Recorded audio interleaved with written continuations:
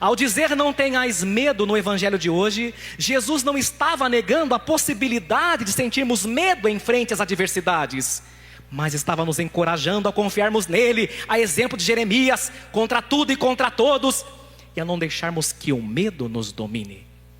Várias vezes, em Isaías 41:30, Deus disse aos profetas, diga com o Padre: não temas, eu estou contigo. No Novo Testamento, o arcanjo Gabriel, quando aparece para a Virgem Maria, diga com o Padre: não tenhas medo, Maria. O mesmo arcanjo Gabriel em Mateus, quando aparece para São José em sonho, diga comigo: não tenhas medo, José. Não tenhas medo, José. E Cristo assim também falava aos apóstolos, ou seja, é normal sentir medo. O que não é normal e deplorável é quando o medo nos paralisa e nos impede de cumprir a grande missão que Deus tem para nós. A missão de ser pai ou ser mãe, a missão de se casar, a missão de entrar no seminário ou assumir uma vida religiosa, de assumir um grande projeto. E a mais importante de todas, a missão de ser santo e de salvar a própria alma. O Senhor está dizendo: não tenham medo. Na oração de hoje, logo na entrada, o padre dizia: Senhor, dai-nos a graça de sempre vos temer. O temor de Deus, um dos 7 dons do Espírito Santo, vem em nosso auxílio, preste atenção, para que ordenemos os nossos medos, os nossos temores. E aqui é o coração da minha homilia. Precisamos entender que o homem não é um super-homem, que um homem e uma mulher de verdade precisam temer algo. Sim, mas nosso Senhor nos ensina o que e a quem devemos temer. Abra o Evangelho, versículo 28. Um homem e uma mulher de verdade tem que entender que não é um super-herói, que não é uma super-girl. Não, que precisa temer algo. Versículo 28, eu vou começar. Não tenhais medo daqueles que matam o corpo. Agora vocês. Mas não podem matar a alma. O que tem que ter medo então? Vai lá. Pelo contrário, temei aquele que pode destruir a alma e o corpo no inferno. Quando a gente é criança, geralmente nosso grande herói é nosso pai. Ele para nós é invencível, sabe tudo, pode resolver tudo. Para uma criança não há ninguém no mundo melhor e maior do que seu pai.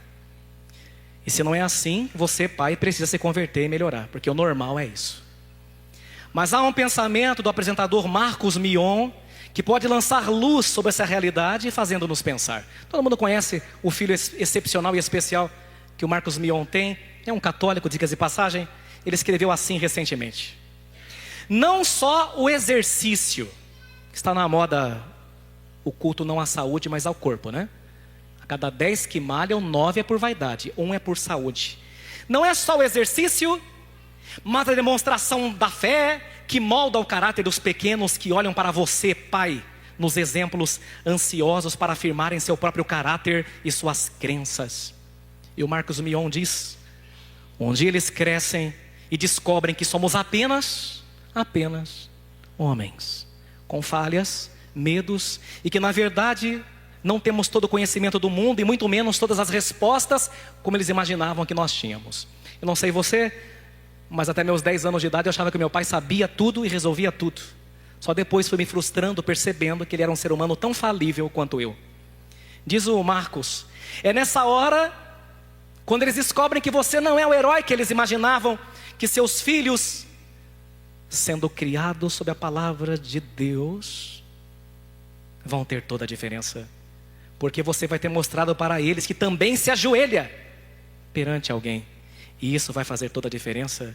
Porque todo ser humano, uma hora ou outra, busca respostas para dúvidas maiores, acalento para um sofrimento que só o abraço de um pai biológico não pode fazer, entendimento para algo que não faz nenhum sentido, falta de perspectiva, e a lista é enorme.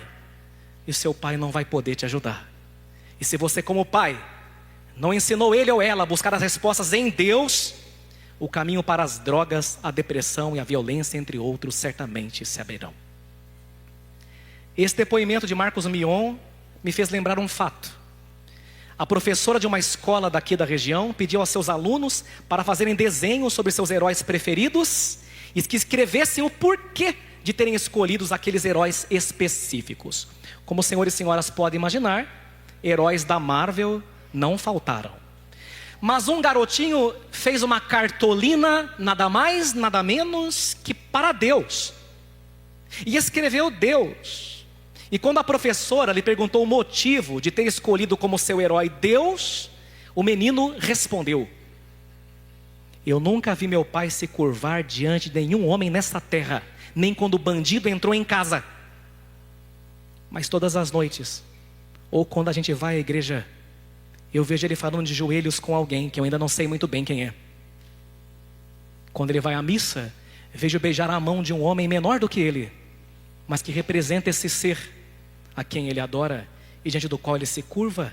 E como meu pai é o maior de todos para mim e se ajoelha diante desse ser, eu só posso concluir que esse ser deve ser muito maior, muito mais importante e mais poderoso que o meu pai. Papais, seus filhos têm que te pegar de surpresa, ajoelhados à beira de vossa cama. Seus filhos, papais e mamães, mas aqui me chamar de atenção principalmente para os homens.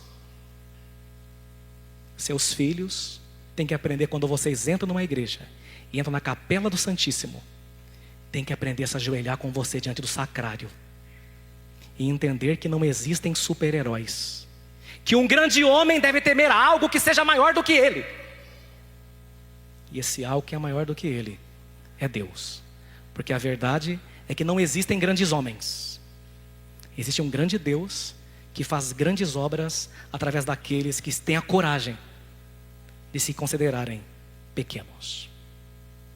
Para concluir, vamos repetir o conselho de Jesus, versículo 28, por gentileza. Eu começo novamente. Não tenhais medo daqueles que matam o corpo. Agora vocês.